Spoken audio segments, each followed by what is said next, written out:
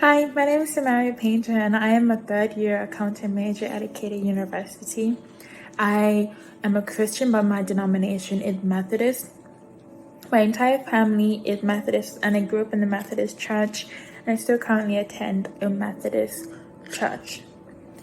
Now, when it comes to the slavery and emancipation in Canada, although I'm not from Canada, so I do not know much about the first act of slavery that happened. I know more about the Black experience, the Black people's experience, specifically the Africans from in the slave trade when Africans were taken from West Africa, mainly West Africa, to the Western world, and their experiences with that being on the slave trade and the boats and all of the history after that. But that wasn't the first act of slavery that happened in Canada.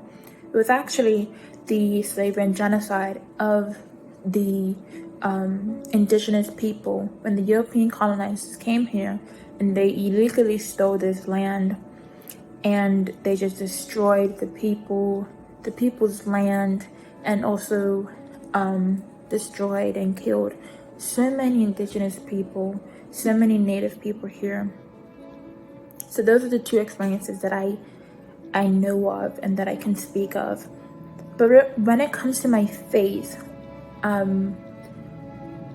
with slavery and emancipation, how I interpreted this question, that I interpreted it as how I would feel just looking back on the faith that they must have had, the slaves, native people must have had during this time of slavery and genocide.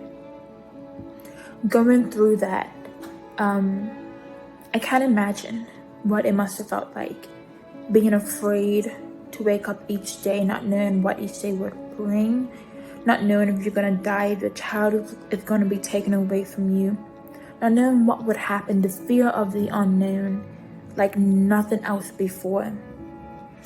But to be able to go to worship services, and sometimes they even built their own churches to worship God in, that is strong faith right there. And all I can say looking back on that is that they must have had an immense amount of faith in God and trust in God to be able to worship Him through it all. And even after the emancipation, the freedom that they must have felt, the weight lifted off their shoulders, but also the fear, because they didn't really have a lot of money and they were still facing a lot of prejudice. But fully trusting in God and praying, not knowing what tomorrow would bring, and just really believing that all will work well, that He will provide for you in the midst of it all. And what this has made me realize is that no matter what struggles you are facing, no matter what the world is bringing at your feet, if you trust in the Lord with all your heart and you set your eyes upon Him, He will make a way for you.